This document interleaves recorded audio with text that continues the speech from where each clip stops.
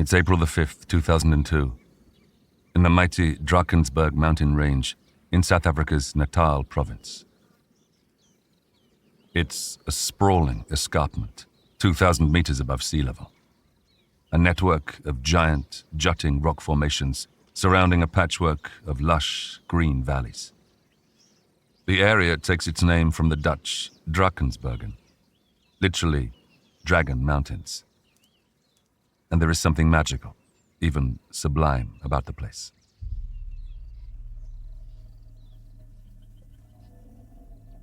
But on this particular Friday morning, 35-year-old farmer John Moor is in no mood to appreciate the view. He is dragging his friend, Mark Freeman, along the rough ground of one of the valleys. John is sweating, panting, as he heaves Mark's limp frame, glancing back only occasionally to see how much distance he has put between them and the dangerous spot they were just in. They're still not safe. There is an acrid scent of smoke in the air. Mark is conscious, but barely. His face is a bloodied mess, caused by the injuries he sustained just moments ago. John himself has a shooting pain in his neck, but he pushes on, hauling his friend towards a stony outcrop. There is a large, sloping rock here, a poor excuse for a hospital bed, but it'll have to do.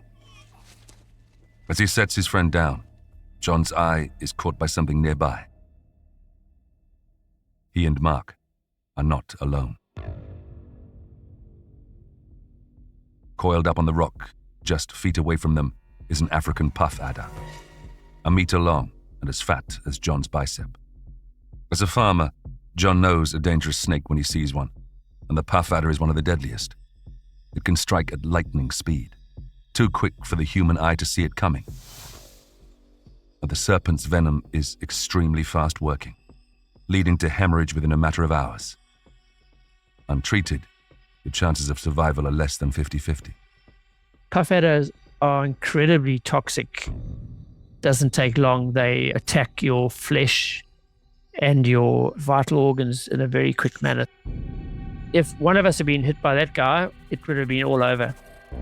John fixes his eyes on the puff adder, taking in its elegant black and yellow stripes. For a moment, the two of them seem to be looking into each other's eyes. The only question is who will strike first. Suddenly, John grabs the snake by its tail and hurls it into the long grass. It slides away. He blows his cheeks, relieved. But getting rid of the snake is just the beginning. He's got far bigger problems to deal with right now. I had to make really good decisions really quickly. We now needed to really spring into action to start or create some kind of rescue plan. I knew for sure that we couldn't walk out. We were miles and miles away from anywhere, so I knew I had to do something.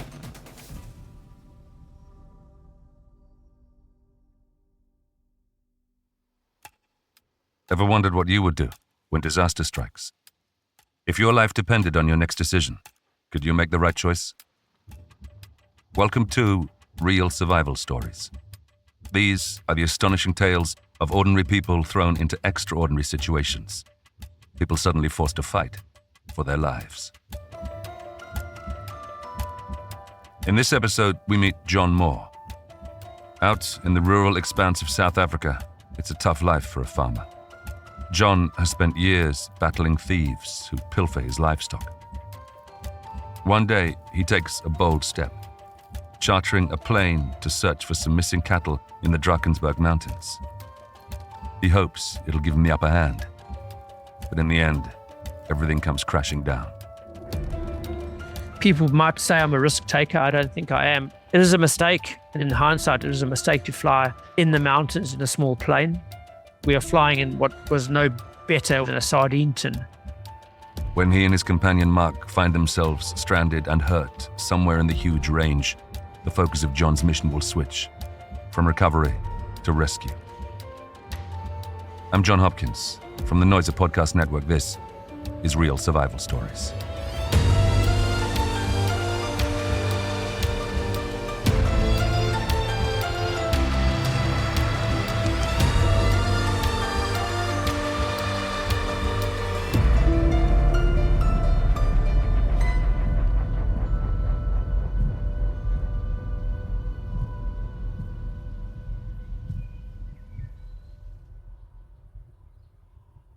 It's early April 2002. John Moor wakes in his bed at his family's main farm, rubbing his eyes and yawning deeply. The first rays of dawn are just beginning to pierce the horizon. His wife, Gayleen, rolls over and goes back to sleep. But as a farmer, John is used to early mornings. He gets up, pours himself a cup of coffee, and goes outside to inspect his cattle. The sun-dried, grassy plains fan out before him, golden runways pointing towards distant mountains. The Drakensberg range is about 50 kilometers away, towards the border with Lesotho. The farmer strides over to a metal gate and opens it, before weaving his way through the animals as they grunt and swish flies away with their tails and ears. John's family have been rearing cows in South Africa for 6 generations. They have a breeding herd of over 1,000, spread across a number of farms, around 8,000 hectares of land. But in recent years, keeping tabs on that much stock has become increasingly difficult. The scourge of stock theft back then just became rampant. It was driven by poverty. In Africa is rife with poverty, and the district we lived in, the area we lived in, was no exception to that. But there's also a very big portion of it driven by greed. So we had these gangs or teams, whatever you'd like to call them, of semi-professional thieves, really, who would come into an area and either steal cattle live and drive them off, or we'd have gangs or groups of people come in and slaughter cattle on the farms and maim them by hacking their hamstrings, killing them, and then carrying off the meat or the loot and possibly selling it for financial gain, really. And it became a business. It became incredibly debilitating for us because it was just, the pressure was relentless. It just kept on and on and on. John and his fellow farmers have resorted to desperate measures to protect their cattle, spending thousands of South African rand on armed guards, and even at times joining the fight themselves. The people stealing these cattle and the gangs who were involved, they were fully prepared to go all the way, and we had to match that, unfortunately. We had got into gunfights before, trying to protect our stock, which seems pretty crazy to the average man out there, but that's the level of confrontation we had. On 2 occasions, we met the full force of AK-47 fire. On both those occasions, miraculously and luckily, no one was injured or killed. With 2 years in the military behind him, John isn't shy when it comes to confronting the cattle rustlers. But with such a sprawling farming operation, often the thieves are long gone before he even realizes they've struck. Typically, the first he knows about a raid is when a herdsman from one of his family's satellite farms calls to give him the bad news. Which is exactly what happens on this April day in 2002. On this occasion, he would have phoned me to say, look, the fences have been cut, cattle are missing, the count is wrong. This particular incident, I think we had 20 or 30 cows and their calves stolen. So, back then that was a significant amount of livestock and a significant amount of money. John's response to the herdsman's call is immediate. The farmers in the area have an unspoken rule. When a cattle theft occurs, you have to show you're doing your best to recover the animals, to send a message to the gangs that you aren't going to let them get away with it. The farm work would come to a complete grinding halt. Muster every possible man, woman and child and all the vehicles and equipment we could, and we'd do it on foot and on vehicle. But because of the remoteness of these areas, it became increasingly difficult, and the stock thieves became increasingly wily to our attempts. John and the others set out to search for the cattle, trundling along dusty dirt roads until they reach the satellite farm up in the highlands. Here, the search party splits up. Some take the roads, others go on foot, combing the sprawling savannah for any sign of the missing animals, any clue as to where they might have been taken. They talk to the local people for information. Some are more forthcoming than others. When it comes to the cattle gangs, fear and intimidation are rife. Eventually, the search party is forced to concede defeat. for now at least. They're not going to find the cattle this way. The thieves have hidden them too well. But experience tells John the most likely place to look. We'd get information from the tribal authorities or the tribal people. Between where we live and the mountains is a big tribal area. And this is where the cattle were being taken into 99% of the time. They had sort of safe areas where the information didn't come from. And we knew really well if we went in there, we were probably up for a fight. John has been swapping notes with his fellow farmers, in particular a friend called Mark Winter. Mark has a hunch that the missing animals are being held in the foothills of the Drakensberg. In fact, he tells John they're almost certainly in one particular area, the valley where the wattle trees grow. John knows these mountains well. Decades earlier, his dad helped carve out many of the original footpaths in the range. But trying to find the cattle on foot will be like looking for a needle in a haystack. And vehicular access to the mountains is all but impossible. There's really only one way to proceed. That's from the air.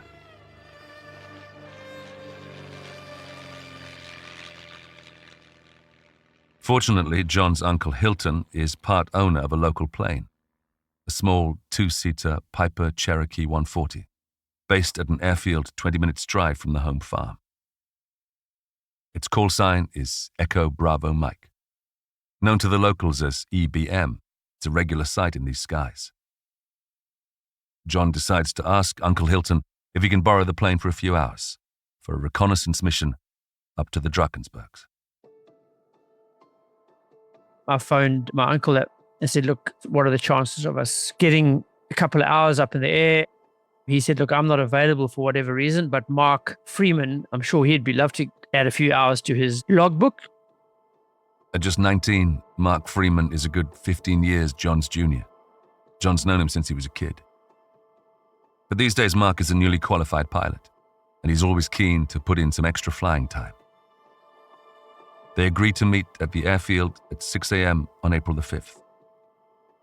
An early start on what promises to be a bright, clear morning in the African savannah.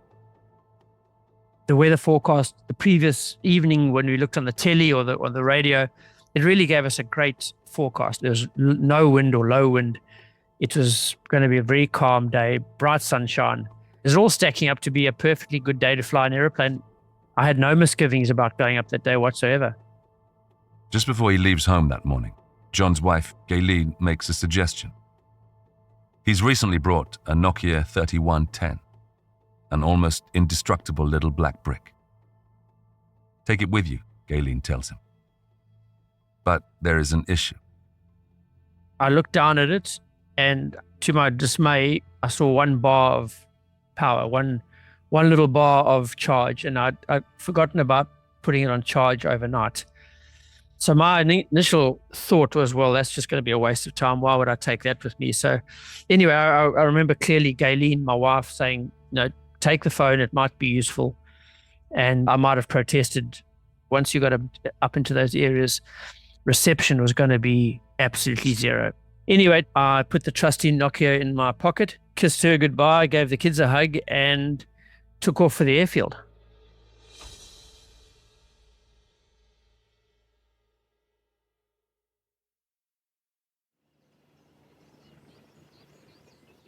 It's morning on the 5th of April 2002 at a small municipal airfield in the heart of South Africa. The sky is unblemished, and the day's first sunbeams are already warming the tarmac, creating hazy waves of heat. A huge hangar door groans open, and a little two-seater plane taxis out onto the runway. Its young pilot, Mark Freeman, guiding the aircraft forwards. He stops at a fuel bowser to fill up the tank in the plane's wings. Sitting in the passenger seat inside the cramped cockpit, John Moor watches as 150 liters of petrol are guzzled up by the tiny craft. Enough to buy them a good 4 hours of flying time. With a full tank, Mark taxis up to the runway, performs his final safety checks, powers up the plane, releases the brakes, the little aircraft picks up speed, 30, 40, 50 miles an hour. As the end of the runway approaches, John feels the front wheels lift off the ground, and they soar into the brilliant blue sky. We took off from the airfield at about 6:30, turned to the west, and we can fly relatively low. It would have been anywhere between 1,000 and 1,500 feet above the ground. And we just followed the routes that I believed we'd take to get to where Mark Winter, my farming friend, had described would be a good place to start the search for his cattle. So we flew low, we flew very close to and almost over the house, my house, where I'd woken up that morning. We flew across the Wagon Drift Dam, which is a beautiful big national dam. And then we followed the road, the gravel road, up into the rural area. I still remember flying up there and Mark and I looking at each other and almost having a laugh about, just how perfect today was going to be for doing what we did. Because make no mistake, flying in these mountains in a Piper Cherokee 140 is probably stupid, but young and brave, that wasn't really on the radar for us. And we proceeded to fly in there with absolutely no trepidation. If it had been bumpy and windy and low visibility, I would have pulled the plug immediately. But there was, to the best of my knowledge, there was no reason we shouldn't be doing what we were doing on that morning. The plane cruises onwards, smooth and level, as the propeller on its nose hums. Before long, Mark and John are flying through a large valley. All around are soaring rock faces, quilted with green. Ostensibly, things couldn't be better. All of John's focus is on his missing herd. His eyes dart this way and that, scanning relentlessly for any sign of the animals. But what the two men don't know is that a freak weather event is headed their way, totally invisible to the naked eye. It's a cold front, coming all the way from Antarctica, a mass of falling air that will do its best to drag anything passing through it down to the ground. Suddenly, out of the blue, John sees a warning light flashing in the cockpit, followed by the piercing buzz of an alarm. He looks over at Mark. The 19-year-old's knuckles are turning white on the control yoke. In a second, everything has changed. Wide-eyed, the youthful pilot turns to his passenger. "We're not flying," he tells John, remaining as calm as possible. "We're falling." Unable to generate enough lift, the plane's engine has stalled. I think it's disbelief when we kind of looked at each other, and I don't know if we had the conversation that maybe it's a fault, but very quickly we realized there was no fault about it because we were definitely going down. We weren't plummeting out of the sky. We were just not flying anymore. The forward speed of the plane wasn't creating enough lift over the wing. So even though we were making forward momentum, the plane was no longer flying as it's designed to do. And technically you are falling. So you're no longer flying and your control very quickly becomes an issue. Already swooping low, Mark has less than a minute to execute an emergency landing. But finding a spot to set down in the Drakensbergs is virtually impossible. We knew we were in huge trouble. The options were pretty much non-existent because in front of us were just a series of walls of vertical rock faces with very small grass bands between them. I just said to Mark, pick a spot and make your best of it. Then we were preparing for impact. Mark aims the plane at a raised, sloping plateau. Rocky, grassy, uneven, narrow. But it's about as close to a landing strip as they're going to find out here. It should be long enough, just about, for the aircraft to come to a halt before crashing into a wall of rock at the far end. That's if they can make it onto the plateau to begin with. At the near side, it's perched on top of a sheer cliff of rock, and the aircraft is losing altitude fast. As the rock wall gets closer and closer, John braces for impact, pushing back hard into his seat. The plane clears the barrier, just. But then there's a flurry of metallic cracks and crashes as the craft loses its landing gear and propeller stripped away as they skim over the edge. Moments later, the flimsy metal fuselage hits the ground. The little silver sardine tin careens through the scrubby grassland, spinning wildly. Through his side window, John watches dumbstruck as one of the wings breaks off and falls away. It is the longest few seconds of his life. And yet, throughout it all, he feels strangely serene. There's no doubt in my mind this was it, because the chances of landing and up there are so remote. I just remember being enveloped in this big blue or green light or aura or feeling about things. And I don't remember noise, I don't remember pain, I don't remember the impact as such. I just remember it all being over.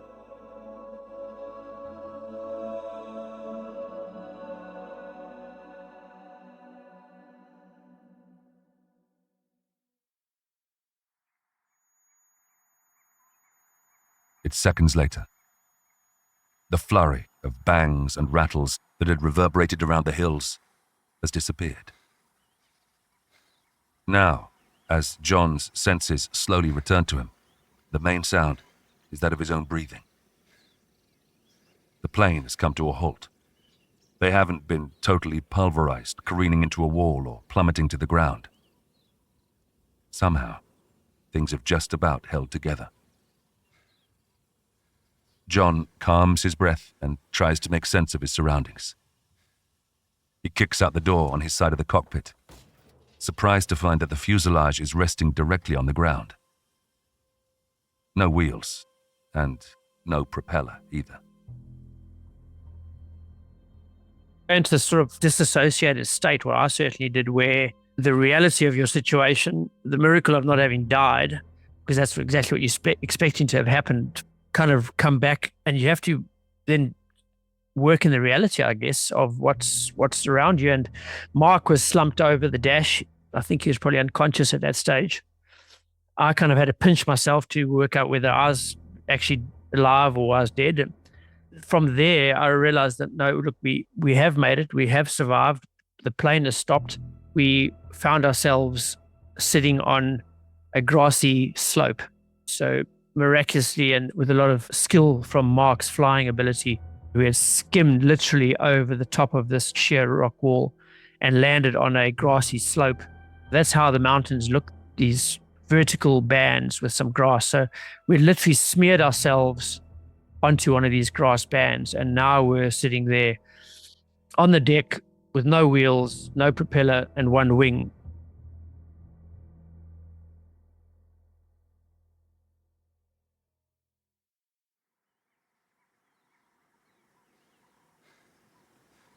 As he becomes more lucid, John is hit by an overpowering smell of petrol. The plane's fuel tank was in the wing that broke off. And now he, Mark, and the whole of the fuselage are covered in the highly flammable liquid. Already there's smoke rising from the instrument panel in front of him. John reaches over and turns off the key in the ignition. But as he does so, he realizes there's something wrong with his neck. His head flops forward awkwardly. The muscles that normally hold it up have been torn. Whiplash. I thought I might have had a broken neck at that stage, because I literally had to hold my head up with my hands. I wasn't able to sit in the prone position. My neck was that damaged. I thought, okay, well, I've never had that before. So if I have got a broken neck, it's only seconds from disaster, one wrong move, and this could all be over. Cautiously, John reaches behind him, groping for something in the back of the cockpit that might support his head. His fumbling hands alight on a red jacket. He pulls it through the gap between the seats and wraps it tightly around his neck. But as he ties the knot on his improvised brace, he feels a searing pain in one of his fingers. He looks down. It's bent at an impossible angle. One of my fingers was facing backwards, so I must have put my hand on the dashboard, I think, as we came down, and pushed a finger out of place.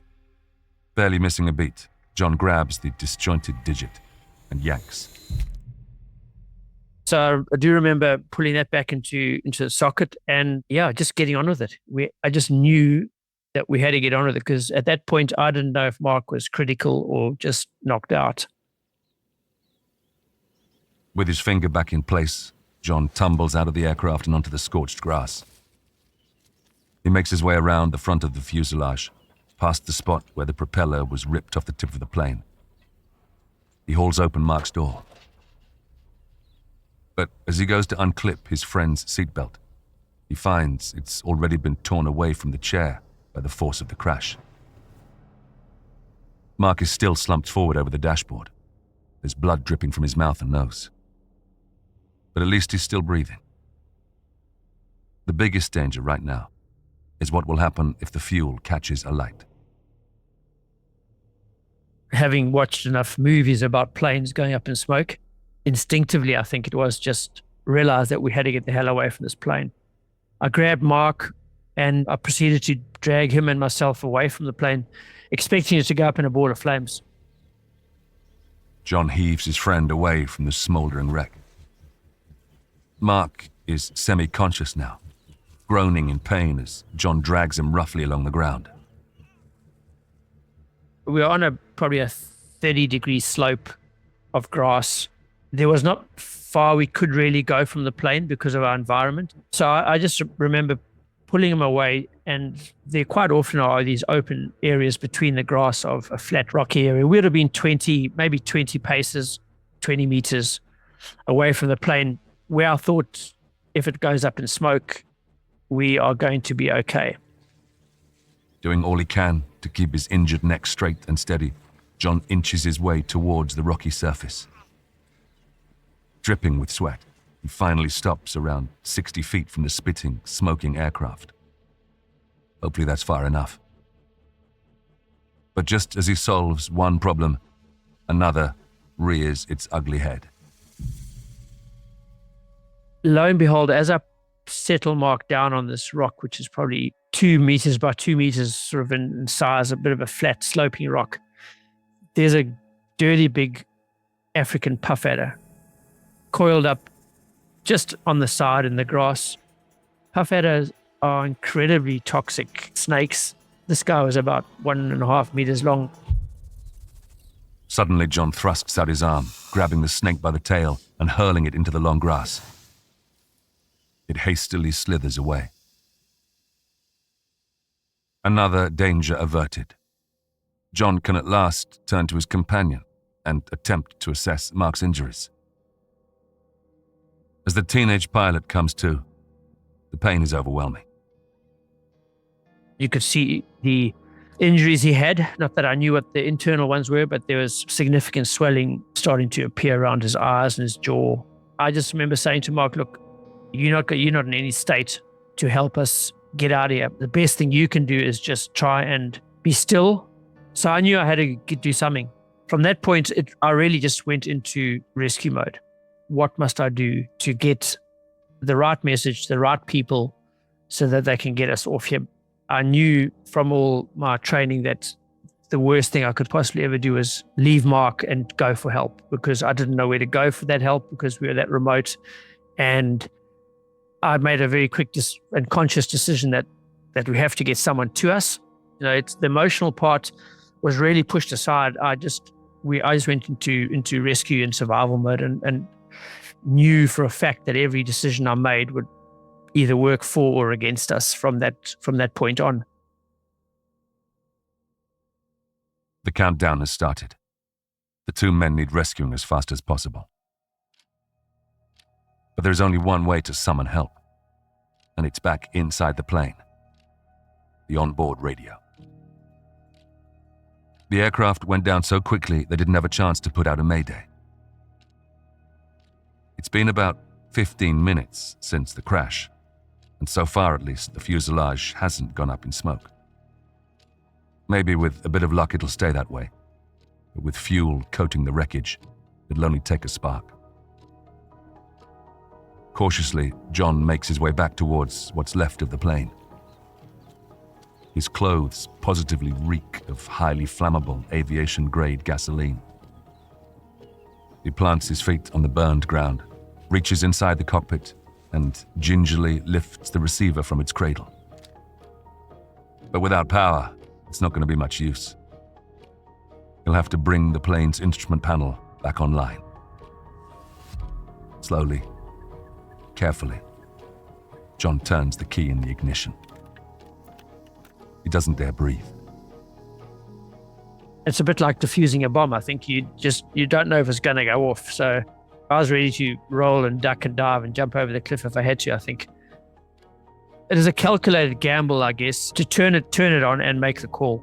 Was it wise? I don't know, but it was certainly one of those calculated risks I was prepared to take at the time.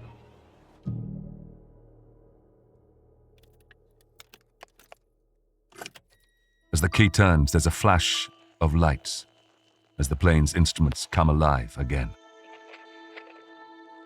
John's shoulders relax. For the moment at least, the bomb doesn't seem to have gone off. But there is no time to waste. He presses down hard on the call button and sets about broadcasting a Mayday signal. I just called out, Mayday, Mayday, Mayday. This is Echo Bravo Mike. This is John Moor speaking. We've crashed in the Drakensberg. Can someone help? Or over. But all that meets his plea is a fizz of white noise. John repeats the message a few more times. But it's no good. No one is there. And then, a light bulb moment. The plane's radio isn't, in fact, his only means of communication. There is the Nokia he brought with him at his wife's insistence, with its single bar of charge. It's still somewhere in the back of the cabin. The chances of getting any reception up here in the mountains are minimal, but it's obviously worth a shot. John leans over and fumbles around behind the seats until his fingers find the chunky phone. He grabs it and hastily checks the green and black LCD display. The phone still has a single bar of power, but no signal to speak of. I walked a couple of meters, maybe 50 or 100 meters away from the plane to a more exposed outcrop where I thought maybe just miraculously would get some kind of signal. And initially nothing. I don't know how long I sat there for, but I do remember back then that signal, certainly in our area, came and went. So I sat there for maybe a couple of minutes, and eventually, to my amazement, I looked at my phone again and there was one bar of signal. So now I had to make the choice of who do I call? Because 5 out of my 10 friends would think I'm joking. So I decided in that moment to call Hilton, my uncle, who is a co-owner of the plane, because I believed he would be the person who would be the most receptive to the story he was about to hear, and he wouldn't say, well, you're pulling my leg. So anyway, I called Hilton and I said, Hilton, it's John here. We've crashed the plane. And before he could say, well, ha, I said, look, just listen to me. I've probably got one call and I need this call to count. And I relayed him the story. I said to Hilton, get hold of Mark Winter, my farming friend. He probably knows more or less where we are.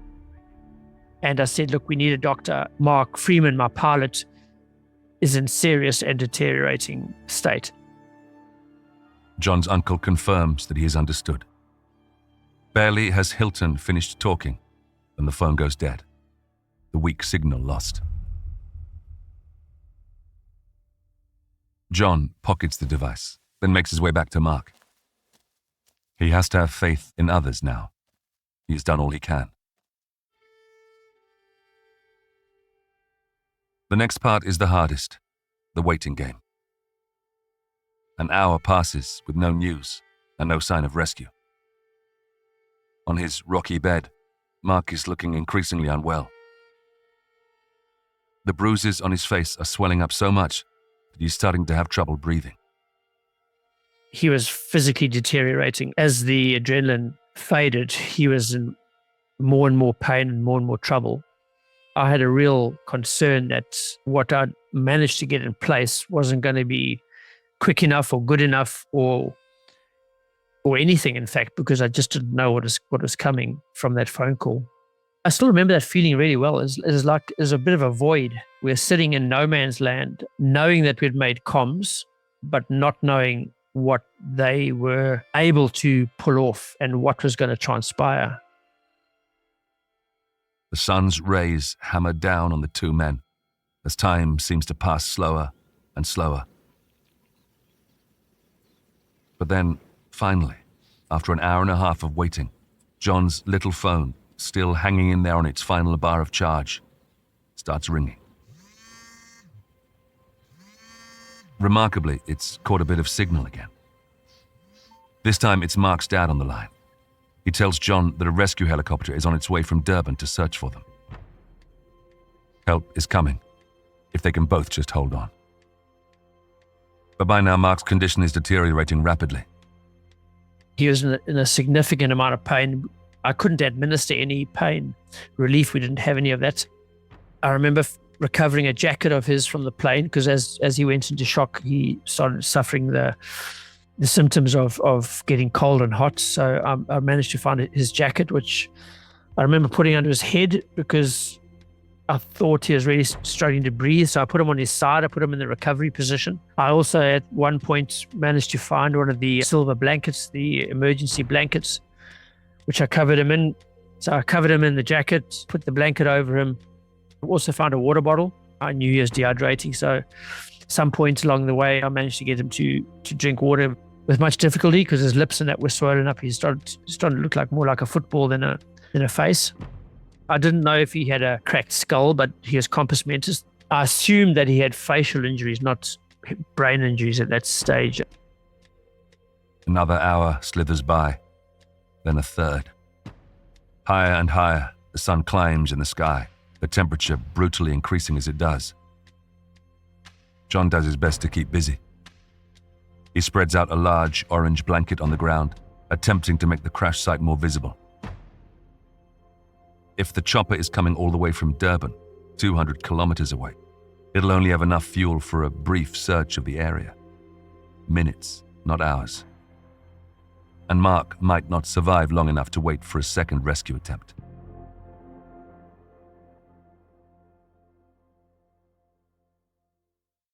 Finally, after more than 4 hours, John hears the telltale sound of rotor blades in the distance. He looks up to see the burly outline of an Atlas Oryx helicopter, a 15-meter-long military chopper that he recognizes from his time in the army.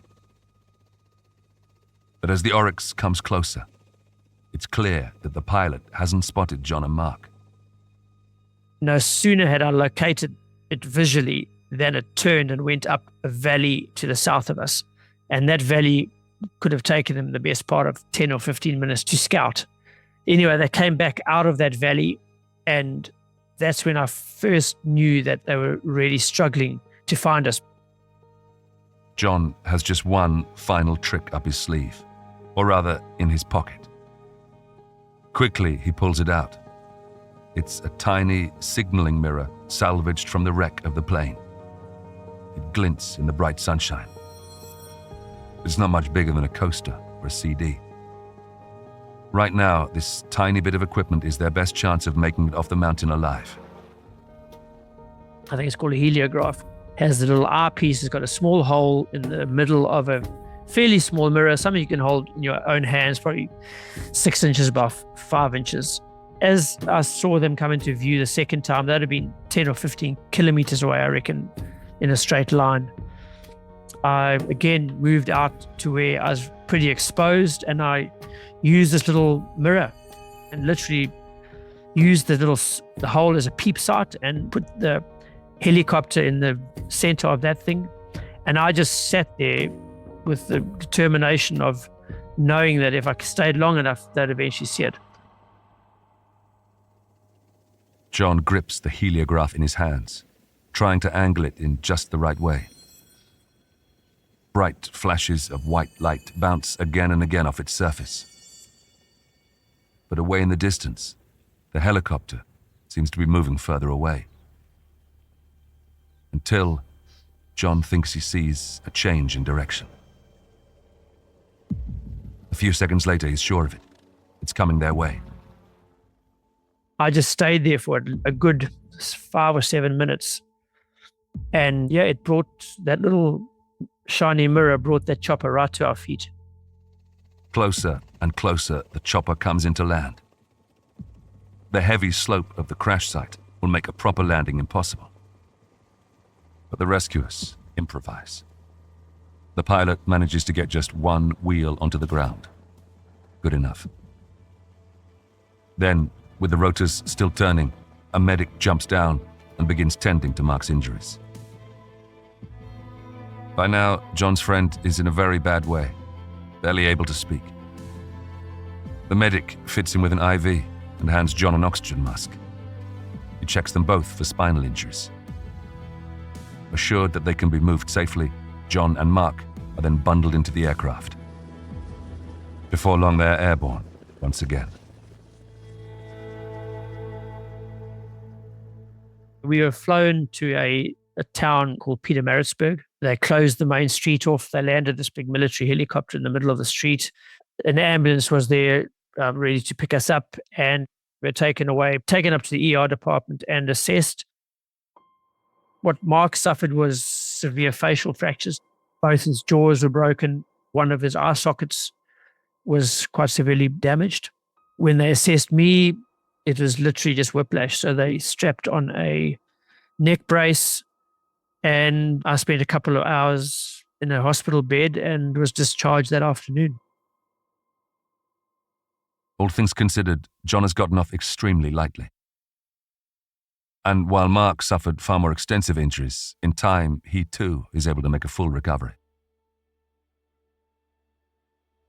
John says he recognizes how lucky the two of them were to cheat death in the Drakensbergs. But he tries to move on as quickly as he can to get back to his life. I don't know. I just kind of was a bit the same old, same old. I just knew we had to get on with it. I wasn't not allowed to fly again. I was quite happy to fly again. And in fact, the funny story behind this was that I think the very next week we were flying overseas with my wife and some friends. And every time we landed, everyone would cheer and say, 1 out of 2 safe landings, and give me a big round of applause. It was a mistake. In hindsight, it was a mistake to fly in the mountains in a small plane. Certainly it was a mistake in not knowing or understanding that the weather system's better. The reality of the life we were living at that stage was that there was risk involved in doing what we did. Obviously, we never planned to wind up in the position we did. Certainly it was a rain check. It certainly made me, my young family, more aware of the risks we were taking. And ironically, we got those cattle back many, many weeks later, and through no aerial observation whatsoever, but through information on the ground, I think we got 18 of the 20 cattle back, which was, great results. It could have ended very badly, but it was the silver lining at the end of a very long, difficult story.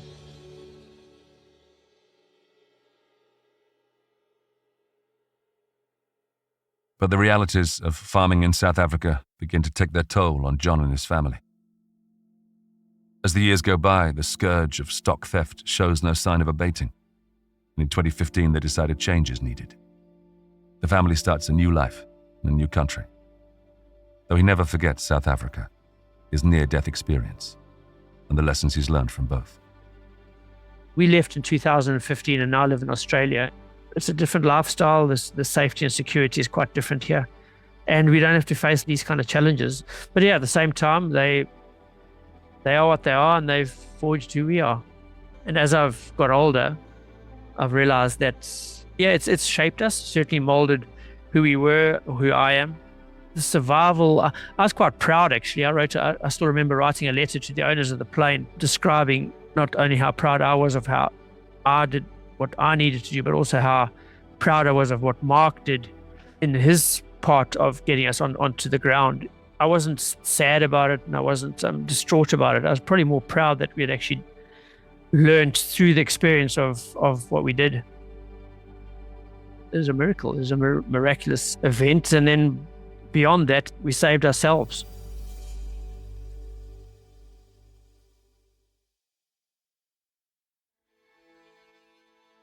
Next time on Real Survival Stories, we meet cave diver Martin Robson. In 2012, he is in a remote region of southwest Russia exploring the depths of Blue Lake, a murky, fog-laden body of water which holds a mystery beneath its surface. Martin is experienced and cool-headed, but hundreds of feet below the surface, a mysterious, invisible, excruciating force suddenly overwhelms him. Semi-paralyzed and sinking underwater, Martin will go through an ordeal that will ultimately last not for hours, but days. That's next time on Real Survival Stories. Listen right now without waiting a week by subscribing to Noiser Plus.